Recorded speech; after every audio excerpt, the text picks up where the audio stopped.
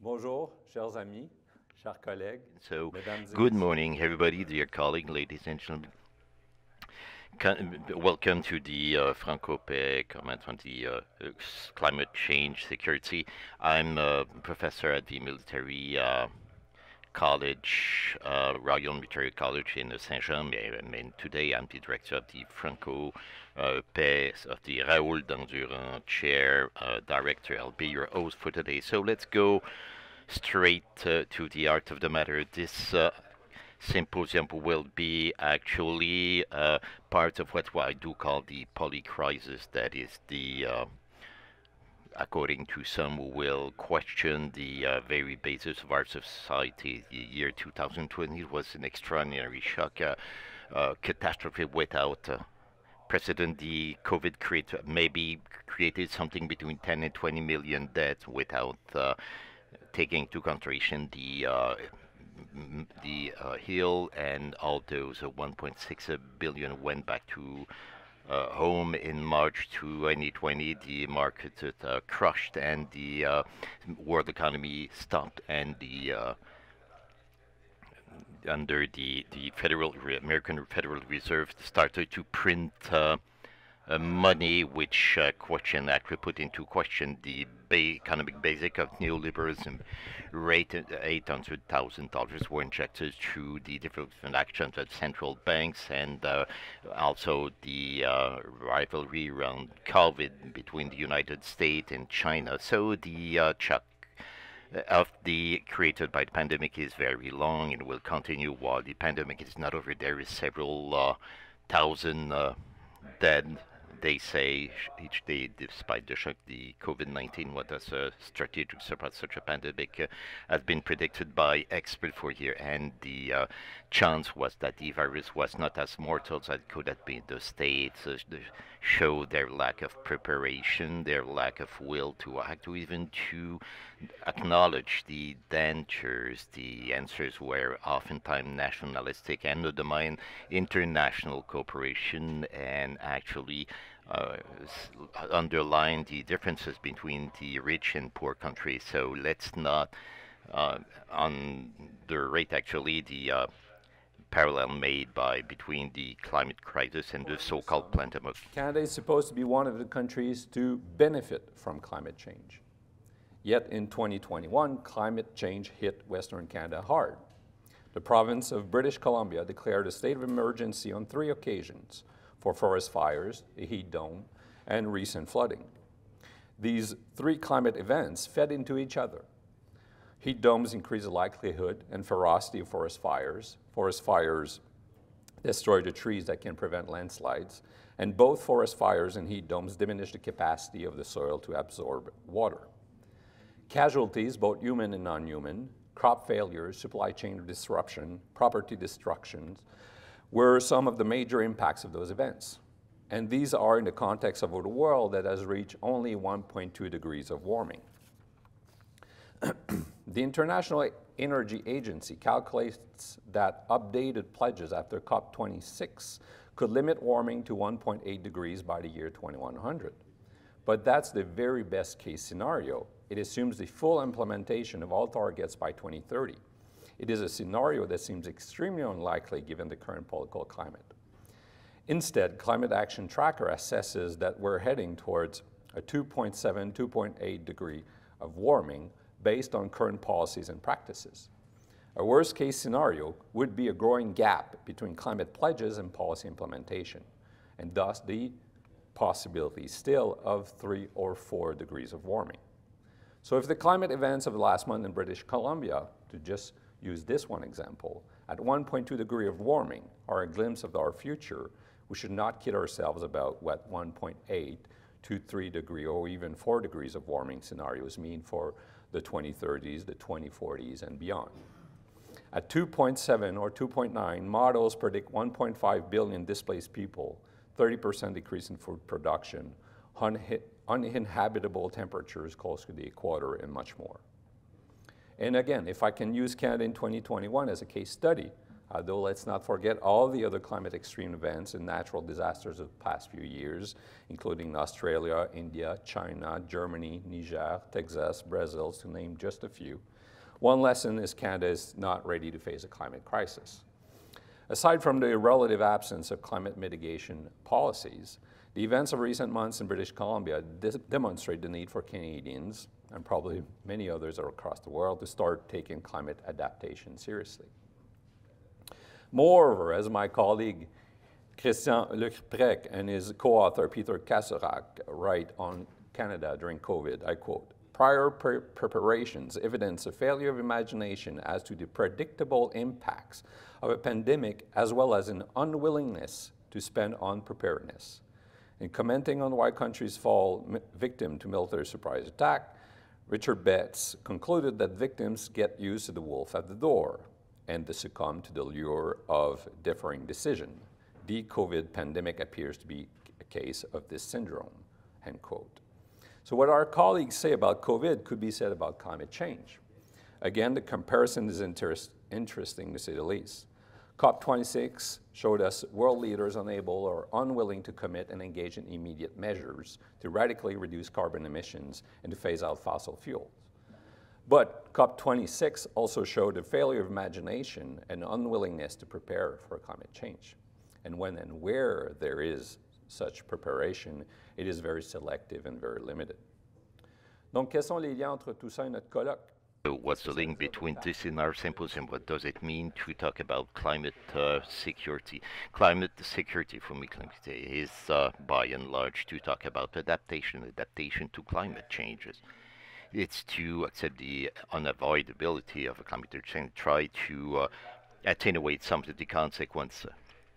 It's debating the effect of climate change on the policy and practice of safety and for about 15 years, climate change is more and more considered as a security problem. The United Nations Safety Committee, in fact, said that climate change are a threat that can aggravate the armed conflict. In its June 2021 summit, NATO announced its intention to become the international reference for the effect of climate change on safety and to adapt to it, end quote. So if it is admitted largely that climate change has an effect on safety, security, there is not common narrative, nor common concept, nor common understanding of it. The political people, the think tank, the university do disagree on what constitutes an appropriate response. And the discourse actually has not led to concrete action until now. The analyses are available, but the passage from theory to implementation is difficult to come out. So we have 4 panels that will debate of the security issue and the climate change. 2 main themes will be explored. First of all, the link between armed struggle and the climate change. Can we talk about climate war? Is there a link between climate and conflict? University research on the conflict actually have difficulty to show the if you want, the causal relationship in between the quantitative and qualitative effect. This being actually very difficult for the causal conclusion. A certain compromise actually will actually have an influence on the agriculture, immigration, the natural disaster, economic relationship, and so on and so forth. And these factors will give rise to instability or conflict. In that case, climate is not even necessary nor sufficient to launch a conflict, but situation could be actually if you want, made worse because of the different government actors that will answer not to the climate crisis. The underlying issue are related to the intervention policy, what will be the consequence for the practice and the actors of the triple nexus, people that do work in safety, security, peace, humanitarian work. And what are the link to be done or not to be done between security and defense activities and climate change. in parallel with the climate war, the decision maker and the security practitioner, in fact, reflect on what will be the entrance on military bases of the operational environment of armed forces and the request for humanitarian intervention. With the increase of climate disaster, military forces of several NATO countries will have to intervene more often. In some cases, the catastrophe caused by extreme meteorological or the event or by the COVID-19 brought to intervention of military evacuation of citizens, setting up the in crucial infrastructure. In Canada's role are actually being questioned, to quote my colleagues, Christian Peter, and I quote, that humanitarian relief and domestic missions are a threat to their combat role, even though there does not seem to be much of a factual basis for this belief. Fin de citation. Donc, il y a réticence, une réticence qui n'est pas surprenante. And there is actually a reluctance, which is not surprising, because it's actually linked to climate change raised the issue of military activity, what is national defense in the world, threatened by the melting of ices, multiplication of meteorological extreme phenomenon, and the decline of biodiversity, but the safety of whom or what. Let's talk about it.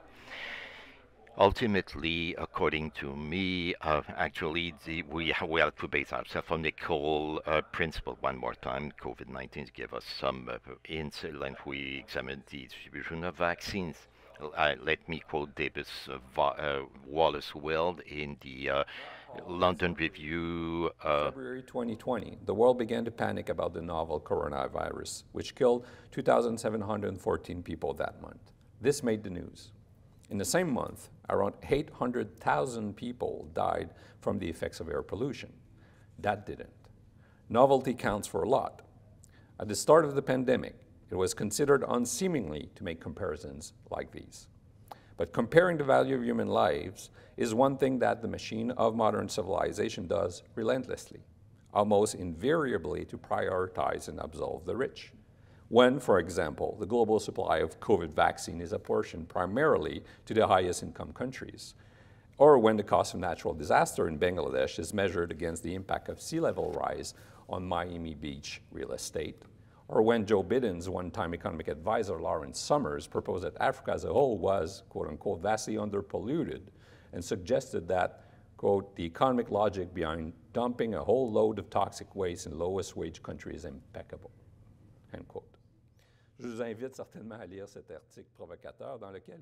I will invite you to read this provocative article in which Lawrence link CO2 emission and the direct death caused by the said CO2 and the link to the relative value given to human life and the global power ratio. And these words are very powerful, and we have to use our nation on the basis of COVID-19. Can we write the same word in 2030, 2040, over when the heat and the extreme meteorological event will endanger millions of people? So over and above the rational issue, the ethical issue will be important. This question will not be too distant from the political and strategical issues. The reduction of fossil energy and the energy transition will become at the very heart of the research in climate safety, and the CO2 emission of the armed forces are excluded from the COP discussions. And while the Pentagon issue more climate, if you want, glasshouse gas for then particle dust, but the transformation in itself, the importance of a change in geostrategical between producing oil producing state that we thought about, the local production or the extraction of a so-called green economy, or the justice or reparation between developed country and developing country. At the very heart of the climate change issues, you have important geopolitical risk, but the gap which is increasing between the developed world and the other world. The developed country in charge of climate change are the one that could mitigate it and adapt to it, while the global south country don't have much influence on the geographical or the negotiation around the climate changes. The limited capacity to adapt, they will have to suffer the worst consequences, and no doubt we'll see the practice of climate practices be imposed. So the symposium is the opportunity to debate about this issue. We have a rich program because of the famous chercheurs that have joined us, and this symposium is the opportunity to actually begin the research program, the FrancoPaix Centre for Climate Change, and we are in favor of the pragmatic management of crisis without illusions of the perimeters of solution, not even one of the so-called return to normalcy. It is in that sense that we want to be critical and innovative by proposing a radical approach to the different challenges, that is to analyze the concomitant multi-crisis, analyzing the convergence, and while acting, I will not hide my hope to develop, with your help, approach, methods, and projects that will actually make the business as usual quite impossible. With you, my first objective will be to take risks, to open our collective imagination to new possibilities, or if you prefer more straight language, to mobilize new ideas in terms of climate safety and conflict reduction, all that in a context of exchange and debate between researcher, practitioner, and professional. Our symposium is a first step. It is built around 4 panels, 2 panels that will be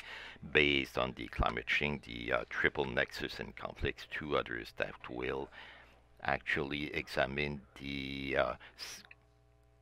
climate safety nexus in defense activity. Will open a dialogue between these 2 dimensions of security, which, in my opinion, do not talk to each other enough. As a conclusion, let me thank our partners. The symposium is financed by the MINDS program, the mobilization insight in national insecurity of the Defense Department of Canada, and the military college in Saint-Jean, and also thank you for the Raoul-Dandurand chair for the organization, Françoise, Ivana, Louis, and indeed Marc-Andre and Tanya. And to all of you, I wish a very good day, an excellent symposium. Thank you.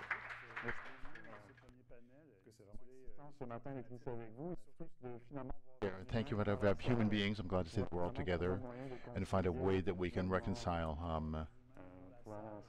to be able to be together and to be able to launch this. A little bit of me. Marc-Andre Boisvert. I'm doing a postdoctoral work at the chair.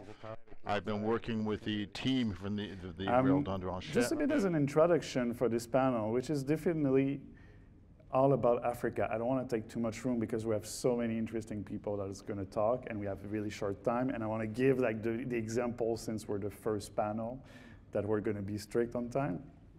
But one of the things, I'm currently reading like an old colonial French commander that did an whole trip around the Sahara to get to Cameroon, meeting where like our first speaker is going to be. He did this expedition in the late 19th century. And what is really interesting about it, and he keeps talking about extreme weather and often use the word climate change already in the 19th century. Of course, this is not at all what we're speaking today, but this is like, especially in the context of African security, extreme weather, climate change has always been part of the discourse and often misused. I think this is one of the great things that we're going to do today. It's really go beyond that and discuss this. So I don't want to like spend too much time talking. I think I'm going to introduce the first speaker, which is Manuela Garcia N Noa. Universite de Yaounde II. He's from the university, and I'll let Manuel speak to us this morning. Thank you very much. Thank you very much, Hubert, for giving me the chance to speak with you. First of all, let me a reminder and talk to you from thank you.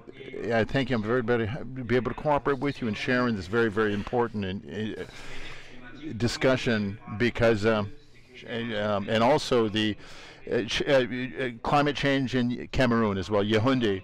I will talk about the analysis of conflicts within African space, and I'd like to welcome everybody. And I'd like to, and I'm talking about as well as the different conflicts, the armed conflict, of course, which are very endemic in our region. And there's the whole question of, so because there's a lot of studies which called us into looking at climate change with regard to the, as a dominant analysis model when we're looking at armed conflict. If there's, with the increasing of the, it's been very well noted as well. This has been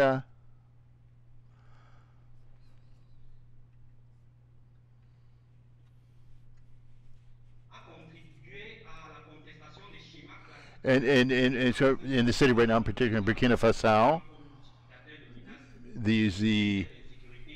if we're looking at this, of the increase in within Africa, for the major mutation which is going right now, with the increase as well of in particular, I'm sorry, the sound is a little bit difficult.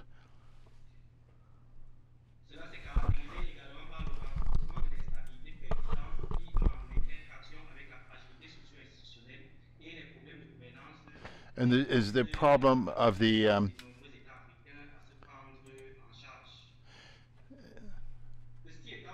what this being said, well, the first part, if I look at climate change,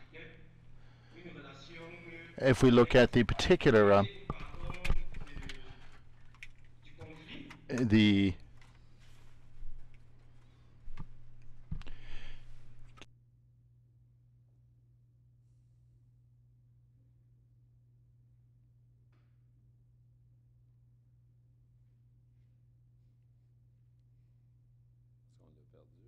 the sound is difficult and it seems to be cutting out as well. Do we have you with us, Professor? We've lost the connection, Professor Garcia Noa. The sound is cutting in and out in the last 20 seconds. Again.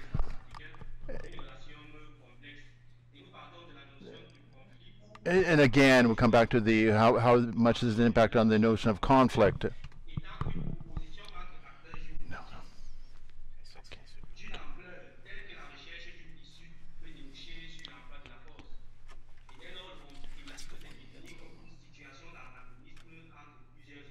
And there's several articles of the. There's also been a lot of drought and a lot of migrations, climatic migrations in the years 1970s, 1980s. You try to understand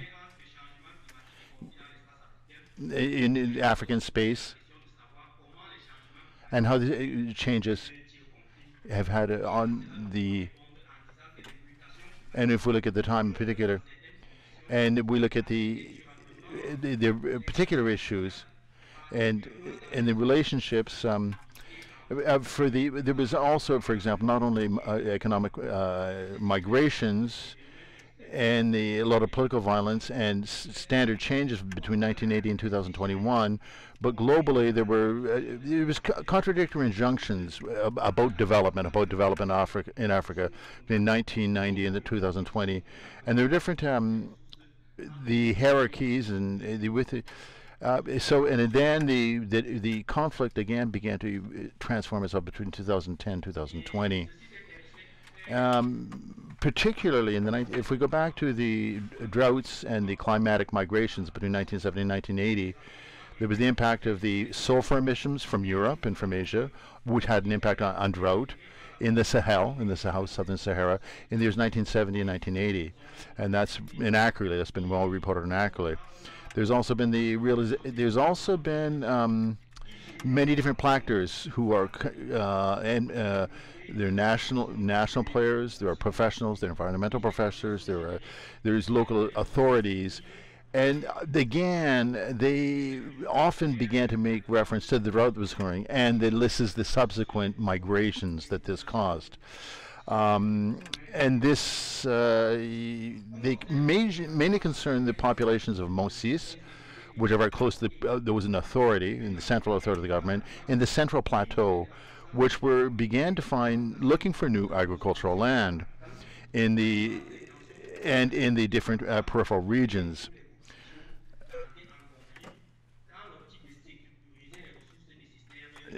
And there was also the migration of the population from the Mosis. Then who were looking for new agricultural lands, they're moving in the peripheral regions, and this then engendered a redefinition of demographic and social relationships within these peripheral regions as well. This again led to absorption and a certain resilience and a new type of governments in the political systems based on land rights or managing land rights. The second party. And if we look at there's another, and if we go to the, again, and there was if we talk about how the authority was developed, it was from 1980 to 2021. Of course, there was a great deal of political violence and changes in standards. Bernard Compaoré took power after the assassination of T. Sankara in 1987 during the PAS. He's developed a very authoritarian regime, which is centralized. It was neo-patrimonial, and it was considered as one of the most poorest and most vulnerable regimes in Burkina Faso. And Burkina Faso became a laboratory for development. Some of the components to help the modernization project were subject to extraversion strategies, the purpose of which is reinforce cohesion around the central government. And if they talked about, I think, so one of the major concerns which led to both conflict and cooperation between the different social. And this, again, my analysis is based on, if we take into account of the climate variations in the analysis of conflict as well, we try to better understand the motivations of the actors and to build a durable peace. If you can come to a conclusion, one more minute, thank you. It's been very interesting. And I'm sorry we have to go so quickly, but it seems that the regime of conflict, we talked about critical studies on safety. It was the deconstruction and delegitimization of the classical power structures, which were basically, in the power test, there's a predominance of political military business as well. Thank you very much, Professor Boa. That was Noa, Professor Noa. Thank you very much. Let me now go to... Now we're switching back to the plateau with Tor Benjaminsen. Tor Benjaminsen is coming from Norway. He's part of the Norwegian University of Life Science. And up to you, Tor. All right. Bon, tout d'abord, merci pour l'invitation. Thank you for the invitation. Let me thank you in particular. I'm sorry, I will be presenting in English, but it's a little bit easier for me to follow my subject. My background in this context is that I've done research on environmental change and land use conflicts in Mali for actually more than 30 years, but a bit on and off over time. And about 15 years ago, or perhaps a bit more, this idea that there is a close link between climate change and conflicts in the Sahel emerged in international debates. And I have, from the outset, been critical to this idea, and for two reasons. First of all, because there is a lack of empirical support to the idea that there is a close link between climate change and conflicts in the Sahel. And secondly, that a focus on climate change as a cause of conflicts tends to depoliticize these conflicts. It tends to take political responsibility out of the conflicts. So that's why I have been critical to, and I've written a few articles criticizing this idea. I think very few researchers would actually argue that climate change is among the most important causes of conflicts in the Sahel, or the current crisis that we see in the Sahel. But the idea is very popular in the media and among policymakers. So if you Google climate change and conflicts in the Sahel, you will see a lot of blogs and media articles about this. I've just included a couple of articles here. One is from Le Monde 2 or 3 years ago, and the other one is a blog from the Wilson Center in Washington, D.C. And there are lots of these examples out there. So it's an idea that is being discussed a lot. As I said, little research is actually supporting this idea, but still it's a powerful idea that is out there. So what sort of the crude or the core element in this idea is saying is that first of all, climate change then leads to droughts and desertification, which again creates resource scarcity. And secondly, that scarcity then leads to more land use conflicts. That's sort of the core idea here. But since we have seen very little desertification and increased scarcity in the resource scarcity in the Sahel during the last few decades, you see more and more that this concept of threat multiplier is used instead. So the idea is that climate change is instead seen as a threat multiplier, that it's worsening already ongoing conflicts. The problem with this narrative is that the Sahel has been greening since the big droughts of the 1970s and 80s. So there has been a re-greening of basically the whole Sahel with more grass and more trees, which we have seen since the late 80s, I would say. So the scientific literature now is focusing on greening rather than desertification. And I just wanted to include, just to convince you that greening is taking place, I wanted to include a series of photographs taken from a French colleague, Pierre Yarnaud. He's an ecologist who has monitored the ecology in northern Mali since the early 80s. And so this is, and he has taken, then he's monitored on ecological change on about 30 sites, and he has also taken these photographs in the rainy season and in the dry season. I'm only showing you some photographs from the rainy season from the first one is from '84, which was a very bad year. This is the time of maximum biomass, and you see very little vegetation on this slide. The next was also a bad year, '85, but still more. '88 was good. '89, not so good. So there is also annual variation. '92, not bad. '99, extremely good. 2003, good. 2006, 7, and 15. So you see, and these photographs are taken, you see the same tree on all the photographs, so it's the same site. And this is not an exception. It's a general image, that general change that has happened in the Sahel. So there has been greening, which is linked to the recovery of rainfall. I've just included the rainfall graph of Dakar here, which is not a typical Sahelian site. But I just wanted to include Dakar because it has a long rainfall record going back to 1895.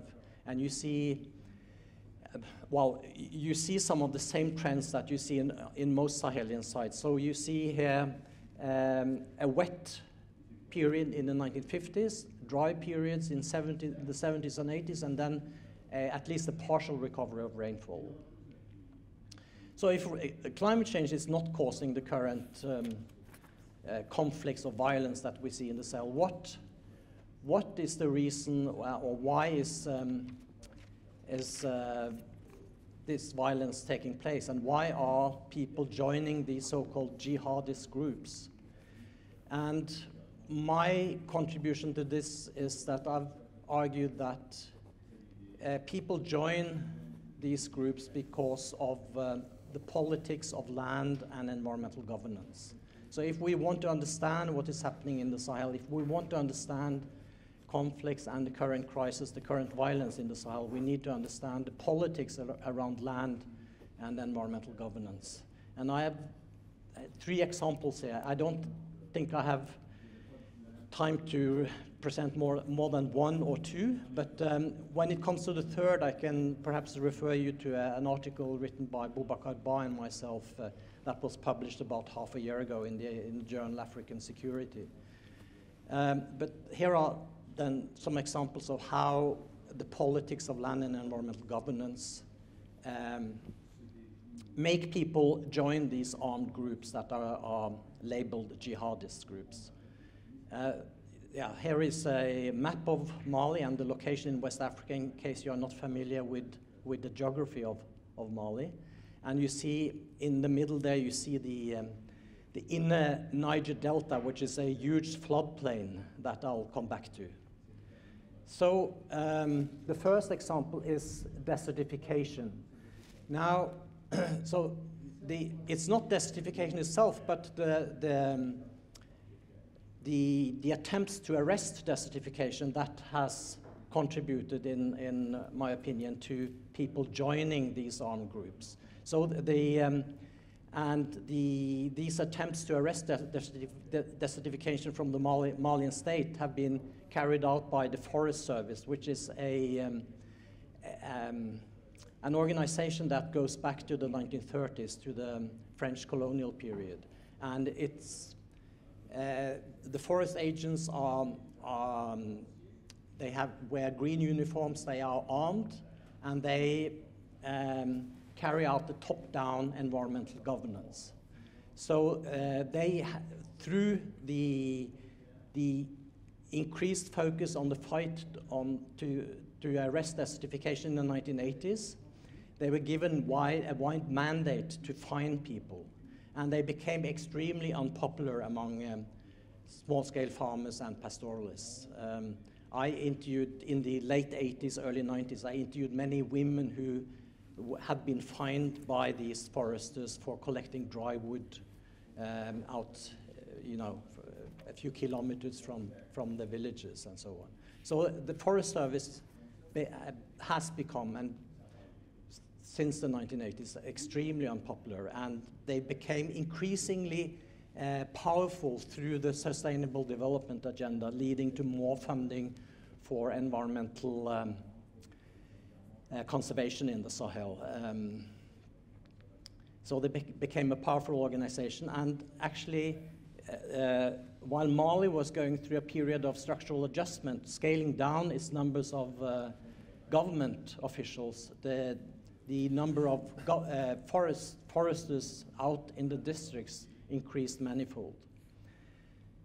So that's one, and of course the leaders of the jihadist groups, they know how to play on these feelings among the rural peasantry, and so they talk about, in their speeches that are shared on WhatsApp, they talk about the corruption among foresters and other government officials. The other example is about pastoral access to the deltas. Now, the delta, as I said, is this huge floodplain, and the management of the delta is carried out, or the management of the pastures in the delta, because these pastures are key resources for pastoralists during the dry season. And it's especially a plant called burgo, which is Echinochlora stagnina in Latin. It's a very nutritious plant for the livestock. So the livestock stay in the delta from late November until June in the dry season, and they totally depend on this plant. And so the burgo pastures are managed by so-called joros, which are traditional leaders who were, and they each have a unit. So the delta is divided into 37 units. So they each manage one unit, and this is a system that was established by the Dina, the Massina Caliphate, which ruled in this central Mali from 1818 to 1864. And yeah, so these joros had the power to manage the pastures in the delta, and the herders have known when to show up at the different entry points to the delta, and they have paid a small fee to the joros. But over time, these fees increased, and government officials tended to show up to collect these fees from the joros, government officials and politicians. And the fees became extremely unpopular. So when the jihadists took over management of the delta around 1950, in the 1960s, then they told the joros no fees.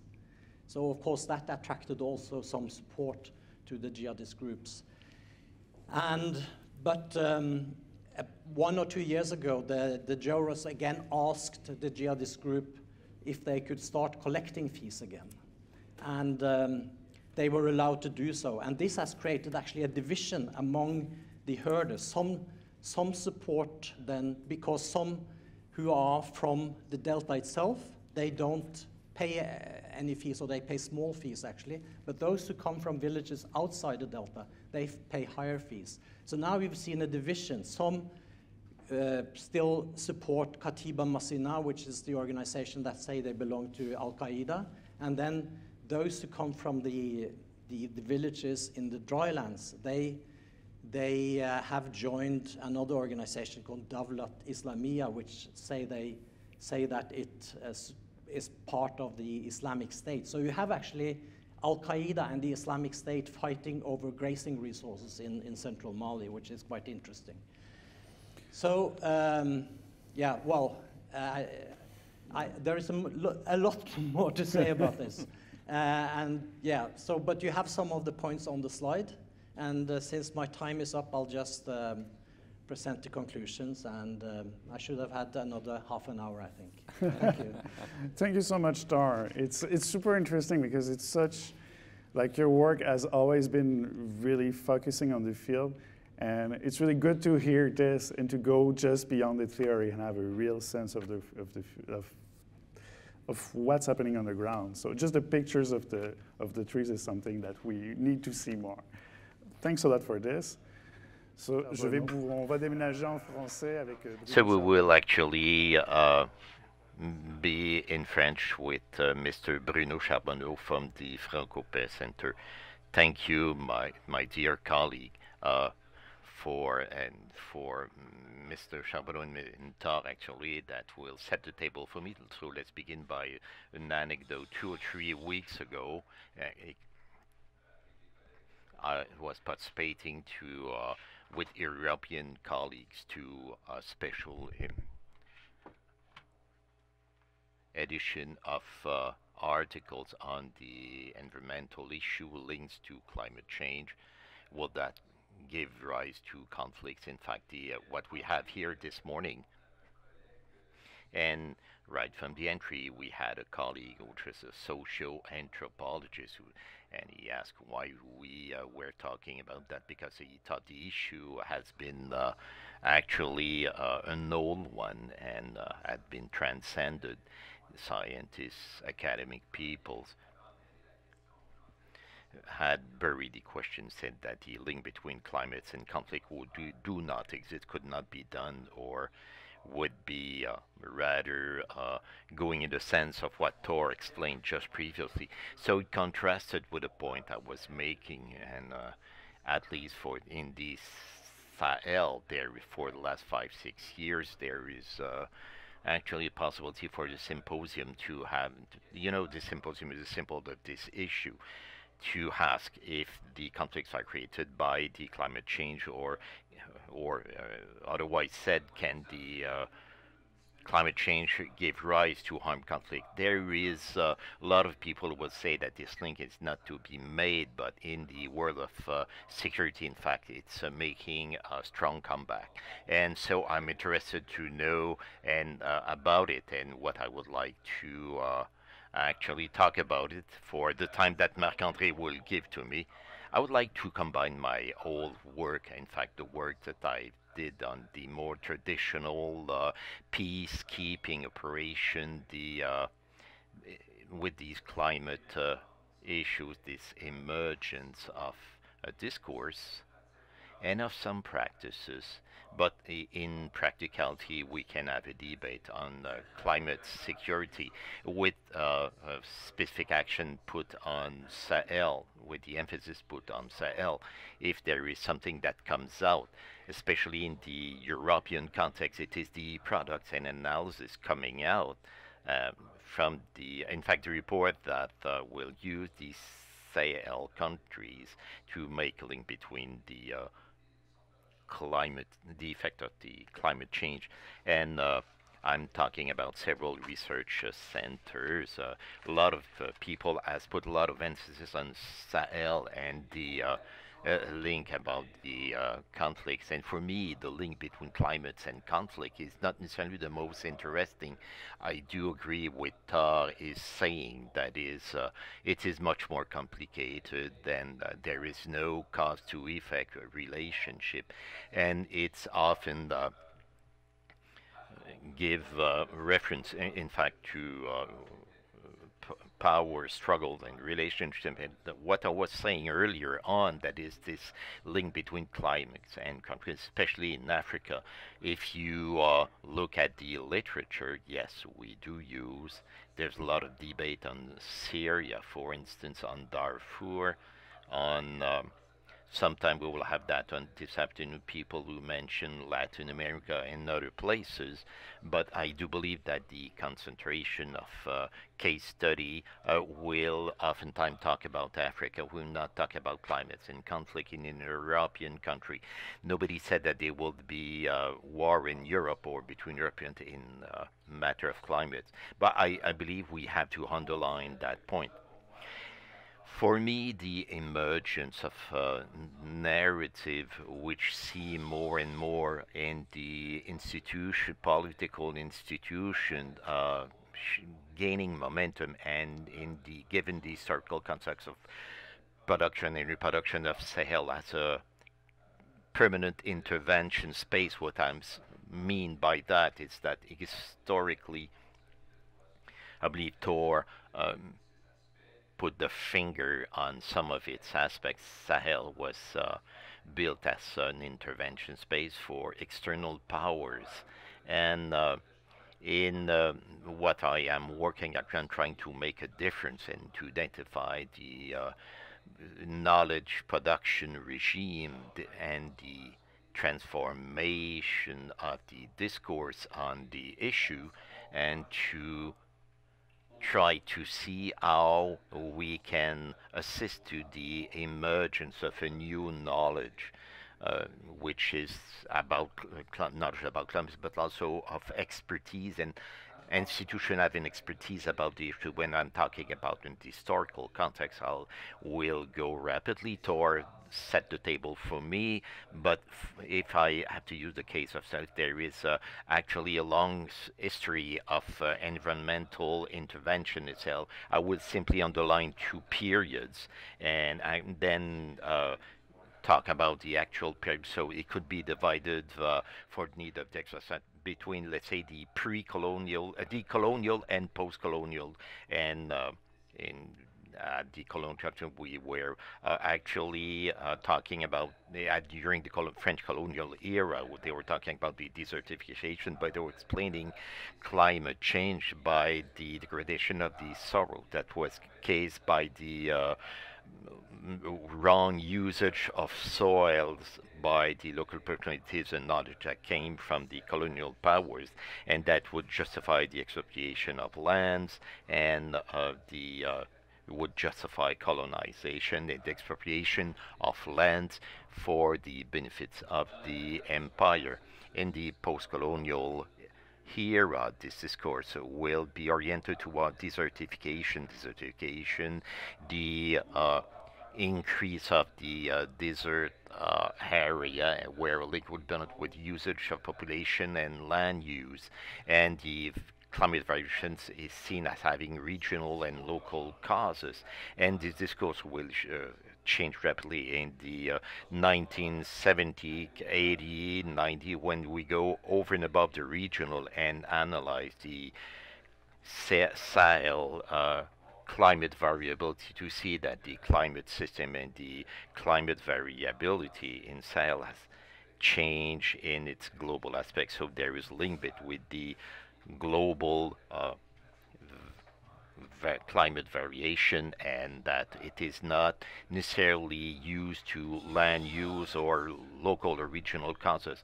And despite the fact that and Tor used a very concrete example of that, scientifically speaking, it was also forgotten.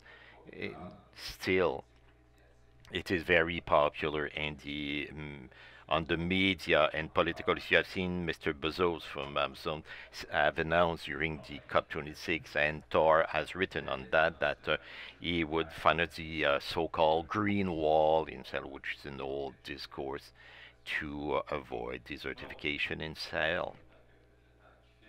So time flies, and the actual discourse emerge in a very specific context. One should not neglect the context, and in which, naturally, if you know something about Sahel, you know what I'm talking about. And we're talking about international intervention, which is major with military forces, essentially through the French Operation Barkhane, and which is in fact the fact of a lot of European United Nations actors with the regional African support and United States support. And Barkhane was announced to end last year, which it's about, and we do assist actually in 2021. But indeed, we're talking about something that was going on for about 10 years, because the Barkhane operation was launched about 10 years ago, of transforming the safety policy in Sahel. That's a transformation that aim with basis in Dakar, with analysis centers, Dakar, with training camps in Abidjan. This is being built, but we are being positioned more and more into a permanent intervention mode in Sahel with targeted military interventions against jihadists. And actually, according to me, this is ultimately a tentative to control the situation without necessarily solving the conflict.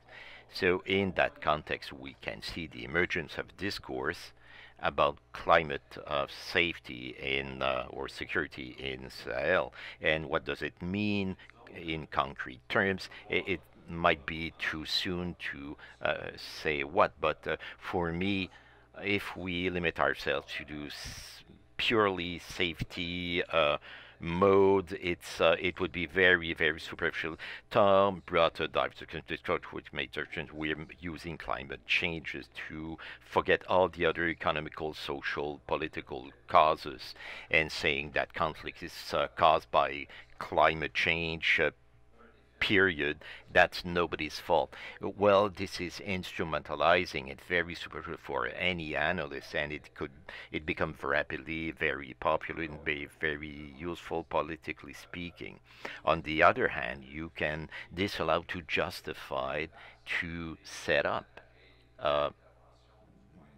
an intervention device or a safety governance, like I said earlier on, at the regional level. In that case, the role of the EU is very important. We will probably discuss that this afternoon, but what is being set up is actually being set up with a very long-term horizon, that is to manage instability that is perceived as coming from the terrorists, but may be amplified by the climate change. But we do justify the presence of external military forces in the Sahel on that basis, that is the emergence of climate safety discourse. Last point, Marc-Andre, the effect, which would be more concrete one, would not be at the security level, because the militaries, like I said in my introduction discourse, their mission remains the same for a lot of aspects.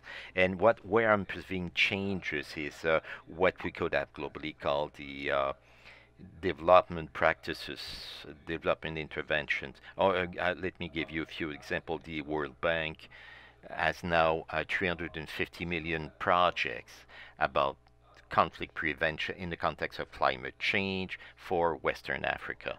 So they are in a consultation mode, actually, researchers that are working with the African regional organization to prevent climate conflict. 350 million for the World Bank. Some colleagues of the CJOV will talk about their project in terms of food safety, which are another way to intervene for development, with the emphasis put on food safety in terms of resilience for the climate change to come.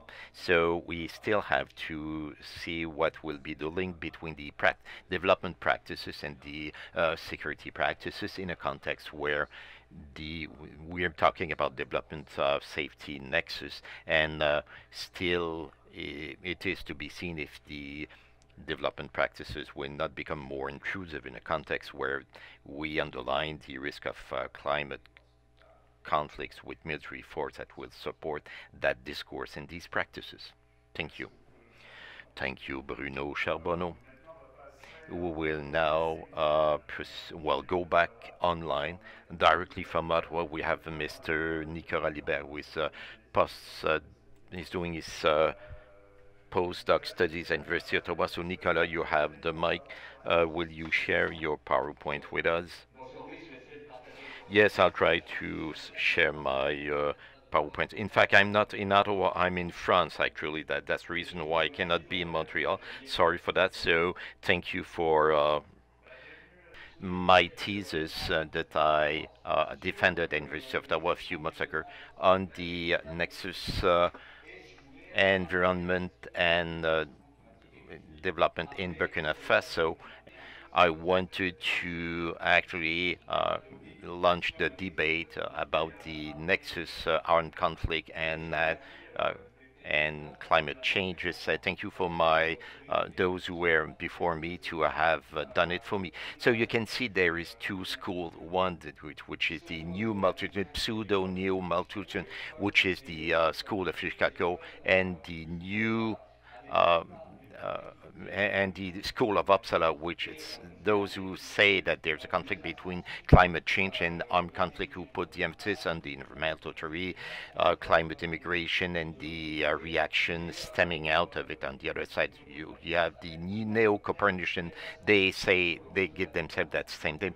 They talk about governance, and that the conflict that could come out of the climate change is actually a mere effect of the bad management of natural resources. So in the case of Burkina Faso, what is of interest that there is several grids that one can adopt, and that this case study can reactualize the debate and sort out what's going on. The most interesting aspect that I have not identified in my thesis initially before I went in the field, and that was obvious now when I begin to exchange with the actors, it is the issue of climate migration resulting from the great draft that they had in 1970 and 80. So in Burkina Faso, what's important is that the migration that we have because of the drafts at the end, the 70 and 80s, and they are the result of the anthropic pressure on the environment. Of the recent studies have shown that it is the sulfur pollution coming from Europe and Asia that cause these drought in Sahel, and when the regulation decreased the sulfur emission, the normality came back, even if it's not the normality of the 1650s and before. So what I've seen in Burkina Faso is that these droughts gave way to several climate migration that were absorbed by the local governance all during these decades, but in this very conflictual situation in Burkina Faso, these climate migration gave rise to a lot of problems. What the actors in the field said, they are either government representative or religious figures, and these droughts are very important in what we call the central plateau in Burkina Faso, which is the Mosi region, which is the cultural and ethnical entity which is around the power of the Burkinabe state. So these droughts touch the region around, and several Mosi agriculturists move in Burkina Faso to more peripheral land, especially in the eastern or center-north region, and these migration gave way to an unbalanced, demographically speaking, of these regions, but also to political unbalance, because these regions were having endogenous political governance from other political and cultural entities. Yes, this climate migration gave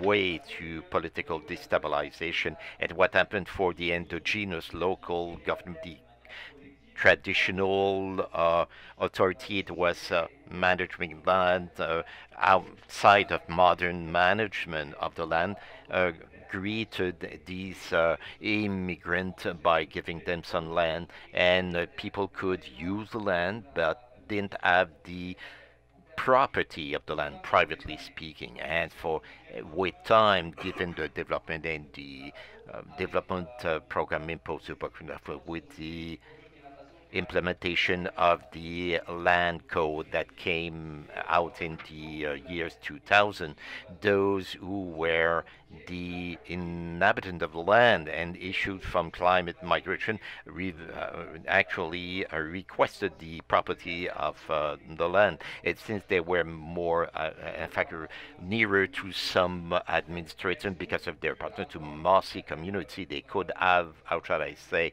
they were able to have a tribunal validating and generally the authority in Burkina that is acting according to a hierarchy, and they were able to acquire these property title at the detriment of other communities that were indigenous, that had the collective ownership of the land. So this naturally gave rise to a land conflict, but also political conflict, and this increased the human pressure on the environment, since we have, besides of that, sustained demographic growth, and we had the tension zone emerging from that. Next slide. To these tension zones, with that we had a global problem for the state. In Mali, you have the same problem about the environment management with the protected natural area, which brings the afforestation, but this there was this governance problem, this national governance problem that increased the tensions.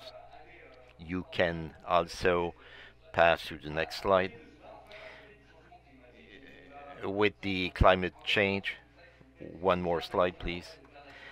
that's a map showing the importance of what we call the natural protected land in Burkina Faso. We had something about the global governance of development and climate change, or where on the developing state are requested Burkina Faso in between to protect the different land or create new protected natural area, which excludes some area where the population which are already fragile because of climate change are losing land for the need of environmental protection. It's already the case in the eastern region, northern region, and with that you have macroeconomical development coming from the structural assistance program based on the massive exploitation of natural resources, exploitation of the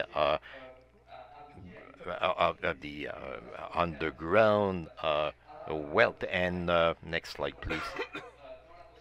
In the next slide, you have the different. You can see that these are the different the mines and the mining activity. And next slide will give you the territory which is used by mining exploration. This is all the territory where you have mining exploration, right? Where in actually industrial mining, which is about the half of the Burkinabe territory, which is devolved to mining industry, and this space has been saturated by the environment protection. Next slide. What one has to see is that the mining sites that you see will give catalyst for the climate change, since they will put land pressure, bring the degradation of environment, and also have an impact on the hydraulic resource and pollute the lands, and all the population will be in a state of penury, and this population will have actually a resentment against these mining operations where they do intervene in the environment protection area, like in Sahel or the Eastern region, to epicenter violence in Burkina Faso. I would like to go to my conclusion directly to increase the direction. So on one hand, you have this debate between the government and the case of Burkina Faso will tell us that climate immigration over the long run will give way to land conflict, bad governance pressure that lead to cascade reaction.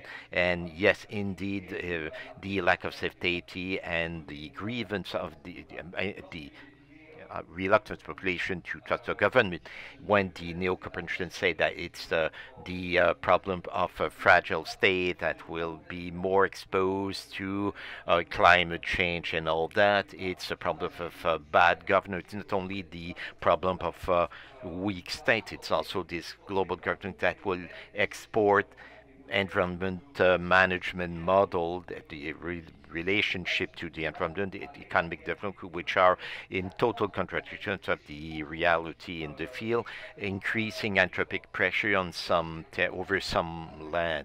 There's also other aspects that I will not tackle today, but which will lead to the perception of environment and the understanding of the relation between nature, human society, and development, which is totally different to the industrial, be it the Pearl Society or the more stable non-nomadic society, or be that of the mining development. So my conclusion would like to underline that the government should not be the government that we should maintain. Really, the government should be considered as a major variable to take into consideration all these debate about conflict and climate change. And we should review this idea of environmental variable, the way that environment transformation would influence the governance mode that could lead to bad management and cascading of conflicting situation that one can see in Burkina Faso. Thank you. Thank you, Nicolas. Thank you for respecting the time. Exactly 12 minutes. You're on point, but we are out of breath for you. And thank you for the in fact, the wealth of information that you gave us. So let's go back on the track that our colleague Tanya Posnova, which is a PhD student here at the Raoul-Dandurand chair will try to intervene. Thank you, Marc-Andre. So I have the honor to take the word at this plenum, and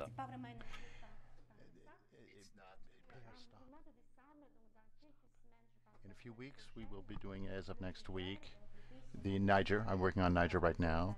There's several years I've been working on this with presenting the Security Council of the United Nations, which will be there as well, on the subject of climate change and security. This meeting will be presided by the president, Malik Bazoum of Niger, and it will be, to my knowledge, one of the times when the Niger authorities will be speaking, and they will be talking on the subject of climate change and conflict.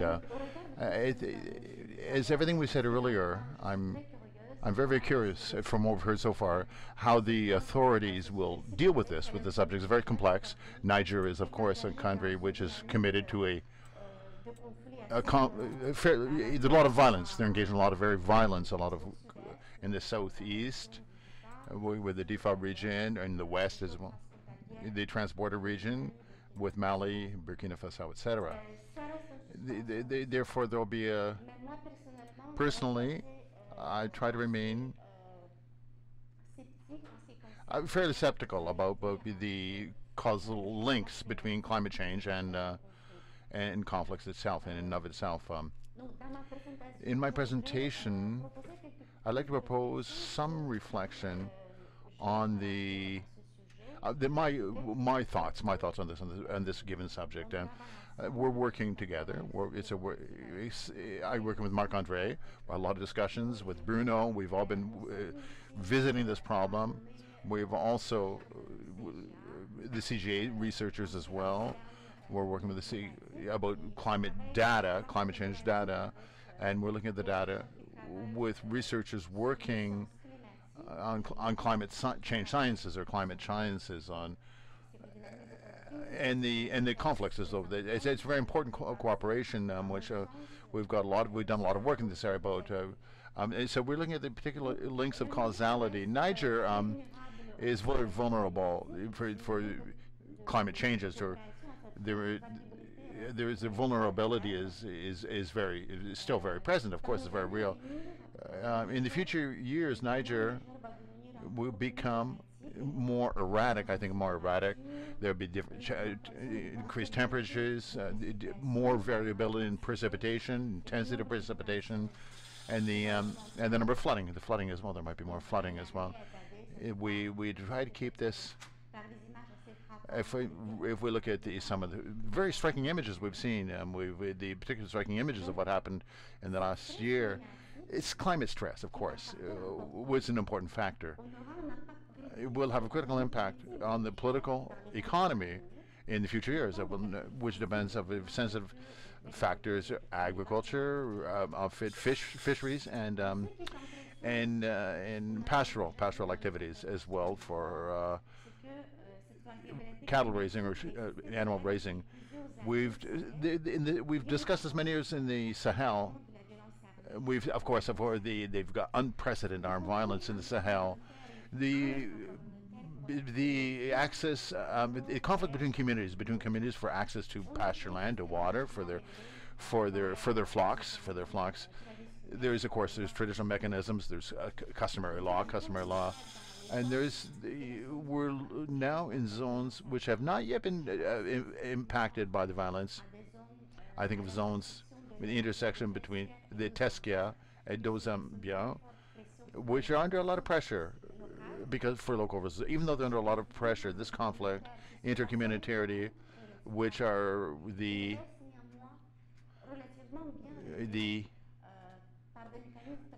it can usually be settled by traditional. They pay fees, the dia regular fees, or other where this is recourse to mediation, political mediation, to avoid conflict through community relations, or at the highest level of the community, as they try to engage with the central government. I think the local governance modes and the problem solving, or the customary law for conflict resolution, continue to work in this particular space, which have not yet been overly touched by armed conflict. But where the question of regional security in the transborder regions with Chad and Mali, that's not the same case. Governance systems, local government systems are very, very destabilized. The power relationships which seem to be challenged. The challenge of the governance mode traditional, and they're under severe transformation with the arrival of new players on the scene, armed groups who are allied with the Al Qaeda or the Islamic State. These groups progressively begin to ensure limited governance in these regions where they try to exert their authority. They can use violence, of course. They can also be acted as arbiters with their work to try to settle problem solving, and this gives them sort of local legitimacy when they can. In the Tirabe region, the relationship with the power and the governance models are changing with the reinforcement of self-defense groups, which are community self-defense organizations. Certain members of the self-community defense group, you can get logistic support from the armed groups, one ad hoc when they need it. So particularly in the border regions in the Mali, it creates a lot of confusion within the population, who really rules, who really governs, and it leads to a spiral of violence, of course, and reprisals, etc., and vendetta. Certainly in time, the authorities in Niger have tried to find a remedy for the situation in these regions with using security measures, military operations, and also through special recruitment of local populations in the National Guard. Now, the modalities for the implementation of these local recruitment, another factor of destabilization when they recruit local people in the armed conflict groups. And it's a transformation of local power. There's a shift to local power. In other words, this international security measures, national international security measures, I won't go into that in depth at this point. I won't go into this point too much, but they become. But what I really would like to emphasize is there's a lot of actors which are present in these zones, who have very different interests, and the modus operandi is very different. All the locals have different modus operandi. They've got their own interests, their own preparation, their own vision of what the conflict means. When I discuss with T. Liberi, who comes to me and saying that who he is, he has his own interpretation of the conflict, which may be very different from the interpretation given him from the same location, from very local. Is a Tuareg, so the narrative is very different depending on the way they perceive it, the way they're. So what we see is the plurality of interests in the conflicts, or the interpretation of the collective, and all the most explanations are based on about the destructive inequalities, social inequalities, which seem to be enduring. These enduring destructive social inequalities. In what I've also seen as well, when I'm in discussion and ask questions to try to get into more depth, into what exactly is happening, there is a kind of sometimes, which happens years before there's a real return to the past. They're going to try to go back to past customs. It's at this point they refer to the past. They refer to the past compared to the present.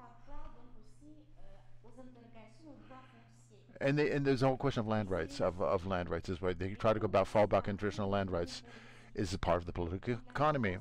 So the importance might be neglected in the dominant narrative, which is built, the pluralities of political soft land, which I'll try to come back as. I think the interest of the work that we have to do in the future, this is something what I haven't done. This is something which I intend to do, is to find out to understand the political ecology at the present time, where the climate, of course, is part of it, is a part of it. and does enter into the narrative. And it's a constitutive factor. But there are different interpretations that populations they give to the conflict, the way they see the conflict. Because access of the populations and to resources, their interpretations, can try to identify the structure of social inequality, which sometimes are neglected or forgotten by these will attempt to see a different way, a political dimension of conflict. I thank you very much. Thank you very much, Tanya. Thank you for that. It was a very, very good, respecting the time, which all us the time for questions. In terms of questions, try to make sure we can reach out to everybody. Nothing in the chat, nothing to report in the chat. I'm sure it will come to people. Let me therefore ask the first question. What I find very interesting with all the comments we've heard is, on the one side, a lot of speakers have pointed out the fact of the local influence, local context. We'll come back to this idea that of climate change discussions of changing lifestyle on the ground, on site, and that's one thing. And we've talked about the international intervention. What would the international support provide? The first question is, was asked in the conversation, what's the role of the governments, for national governments? How much can what's the state's role in all of this in the condition? I think the questions are coming in Zoom as well. Let people ask their questions. I don't have to be long talking. Let's begin by with Nicola is ready to react on Zoom. On Zoom, we have a microphone as well. We have a Tom at the microphone. Digenis, is it Tom Digenis? Yes. Great. I see that there's a question from the room, so we can take many questions and we can jump in, so it make it more efficient. So I'll take a question here, and then I'll jump on the question on Zoom, I think. Thank you. My name's Tom Delianis at the Wilfrid Laurier University in Waterloo, Ontario. My question is for Tor Benjaminsen. You framed your argument by saying that, essentially creating a very strong argument that people argue that climate change will lead to violent conflict, but very few, as you even admit, serious scholars say that there's going to be a direct link between climate change and violent conflict without a host of other factors operating at the same time. But you use that argument essentially to discredit the possibility that there is a very complex relationship between human pressure on the natural environment and violent conflict. And I think it in some ways does a disservice to try to understand how human pressure on the natural environment can contribute to violent conflict if you frame it in a direct monocausal way, which admittedly too many policymakers do in trying to make a political argument for action on climate change. So, and I think that there is evidence from long-term studies in Mali. I point to the recent book by Patricia Toulmin on Delongabugu, where she talks about how human pressure on the natural environment in combination with changes in rainfall patterns, in cropping patterns, in a range of things are affecting livelihoods, and those effects have implications. Those effects have outcomes on security and stability in the community, but that says nothing about whether or not political ecological factors are also important. So I guess my question at the end of all of this is, don't you think that by ignoring the, trying to understand how precisely human pressure on the natural environment in the context of livelihood changes might be affecting social stability, we're missing an important part of the causal explanation of how climate change or other human natural impacts might be affecting violent conflict? Thank you. Thank you. I'll take I'll add another question that goes in your way too, that is from the Zoom. So basically he wants the panel to comment on the codification of land title for state corporate industrial extractive aims, and when it goes especially against indigenous or customary land management, and discussing how this draws conflict on the different sides. if it makes it clear. Is it clear? Yeah. Good. I think I can leave you, Tor, to start the conversation. Yes, thank you very much for that question. I think it's a fair question because I did simplify things in my short presentation.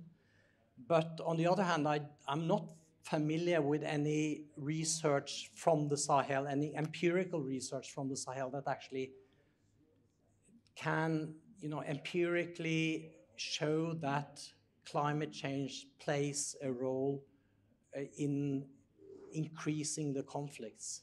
But potentially it can, of course. It can. And perhaps if we are, we can perhaps see some indirect relations. For instance, in the fact that Tuareg, young Tuareg men migrated to Libya during the drought in the 1970s and 80s and came back as soldiers. So that might be one link. So there might be some indirect links. But I'm not ignoring, on the contrary, I've tried to do empirical research on this, looking at environmental change and in relation to conflicts. So the problem is that very often in these debates, the future is used as empirical evidence.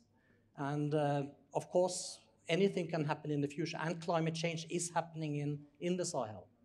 So, and there is a lot of uncertainty about what climate change will actually lead to in the Sahel. What climate modelers tend to say, even though the models go in slightly different directions, but most models point towards more rainfall, but also more concentrated rainfall, so a shorter rainy period with more intense rainfall. And what the consequences of that will be for people and ecologies in the Sahel is very difficult to say. So my problem with this climate conflict narrative is that there is a lot of speculation in it, and I'm more interested in the empirical facts.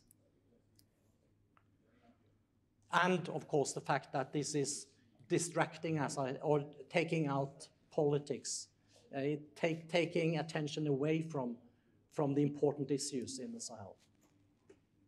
Good, thank you. Maybe we could jump online with Nicolas, who might want to have a bit of a comment. Yeah, thank you very much for letting me give the opportunity to speak. I would try to answer as well to that question, to Marc-Andre's question, and the professor about the land rights code, or the land rights code, and I'll try and also the professor from Waterloo, the question, talk about the governance and the way that they can reduce the effect of these in the Sahel, Burkina Faso in particular, and also in Mali, the government, the post-colonial regime, the post-colonial states are a facilitator of bad governance. There's been bad governance, which is limited by, and this is also coincides with climate change as well. Burkina Faso, the state is the actor, but is a mining development, which creates a traditional land management.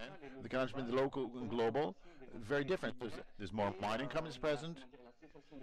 They're yielding lands for mining exploitation, industrial exploitation operations over the local influence. So the government is a facilitator for climate degradation or environmental degradation through its exploitation of natural resources, and therefore reinforcement of protected spaces and the violence that this and local populations, they see that, they see it, and they observe it. These that reject the legitimate authority of the state, of the government, and therefore this opens other opportunities for actors against them. The armed groups are against the government, they can undermine the government, and their narrative is very different from the government's narrative. And this will increase the popular sentiment and the recruitment as well. And this is very, very important for the entire discourse that we can, the data, which we can see on the screen, that we said this in.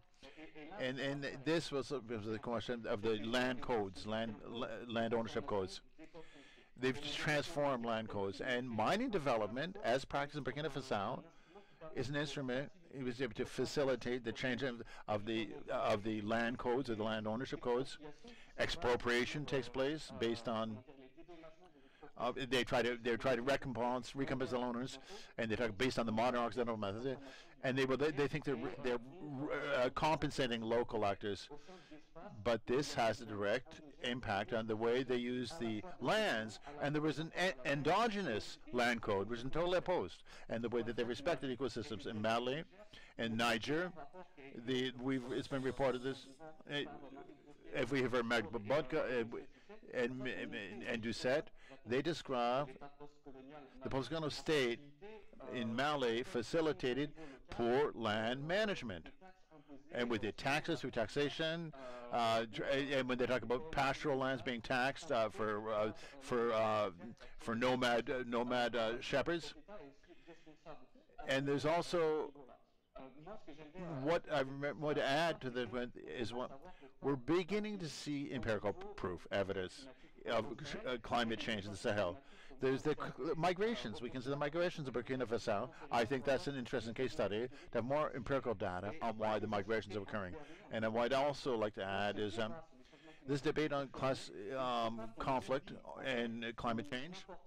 There's importance, the ecosystem itself, local ecosystem, in particular is affected by the climate. If they destroy local ecosystems, deforestation, the result of the human impact on the land, or mining exploitation, will increase climate change and the destruction of ecosystems, which will contribute to reinforce with the problems with the rainforest and the pollution or the deviation of certain water courses. And these ecosystems, it's important to take into consideration the way that societies have to be integrated to ecosystems and understand there's an interaction between the society and the environment, whether Mali or Burkina Faso. Endogenous societies have a vision which is basic an interpretive environment which is very different from the Western modern vision, which we have as the post-colonial has promoted development and construction programs. Thank you, Nicola. I think Bruno's ready to speak as well. Bruno, is eager to speak. I'm thinking out loud. I'm trying to think out loud as well to react to the questions. I think one of the problems which is really important to point out. What do we have as empirical evidence? What do we really have as? I think I agree totally with the academic perspective being put forward. But let me try to think in other terms. Prevention conflict practice. So we've got practice of prevention, prevention, and we drive predictions. We have to prediction circumstances where conflict is likely to occur, where conflict will emerge. So that's our view, is how do we're based on different scenarios to produce an analysis. Sometimes it's speculative. Of course, our models can be speculative of where we will see emerging conflict. And one of the issues maybe, there's the link with John's question, if I understood John's question, I think where one of the major factors in practically speaking, empirically speaking, where we're trying to working on conflict prevention, development is, we talk about resilience, development is one of them. We'll talk about the security, we'll talk about policies and politics to prevent conflict. And when I think about the question as John raised, and this also is in relation to other points which have already been raised, Danielle as well. It was the whole context, maybe a contradiction, if you will, but the needs for prevention. We need conflict prevention locally. That's the goal.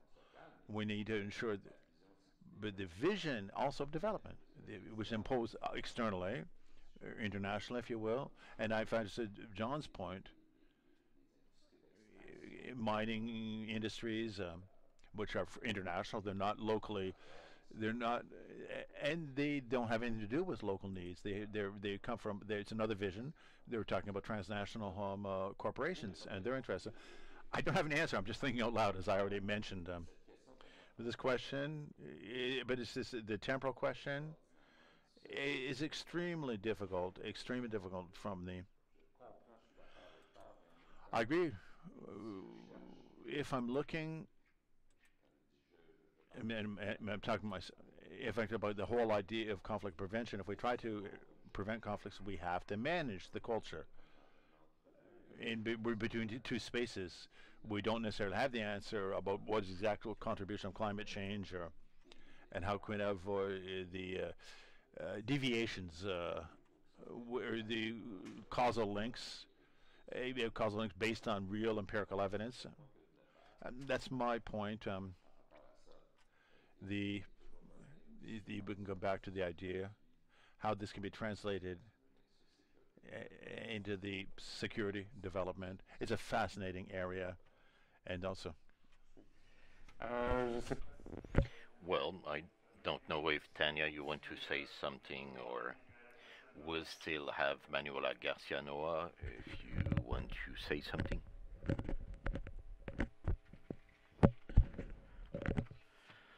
Well, I don't know. It was reflecting about John's question on the issue of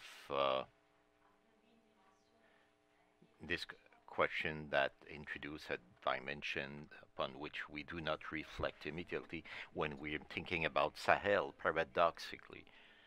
I believe it is very interesting as a question, but in fact, I'm reflecting out loud with you on what I am working. You know, I'm at the chance of working on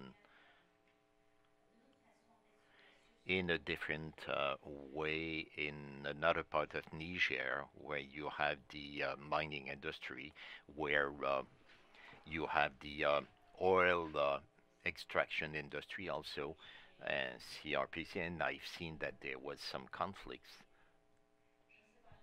But I don't know what I'm thinking about is,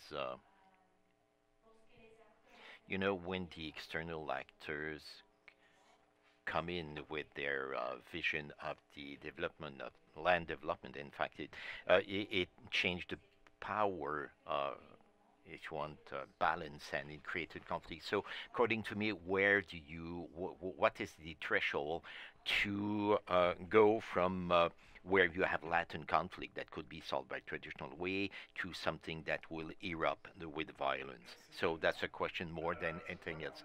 Thank you, Tanya. I see that we have a question on Zoom. Let me read it carefully for you all. So we have a question. It's probably be the last question because that's all the time we have. A question from Charbonneau with the actual Sahel geopolitical situation with the anti-French, anti-Western world and the return of China in Africa. What do you think that the climate change matters will be dealt with in climate with this geopolitical aspect? I think we could be discussing this point all day.